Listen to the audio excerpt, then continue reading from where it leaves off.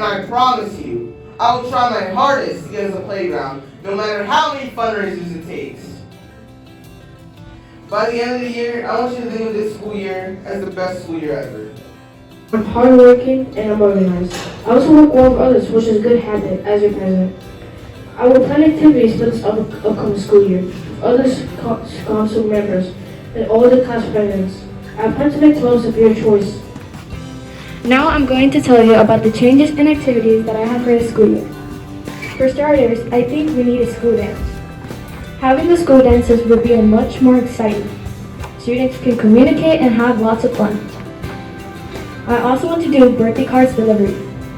For this activity, we will have a list of every student's birthdays, and the student council will make the cards and deliver them to the classroom.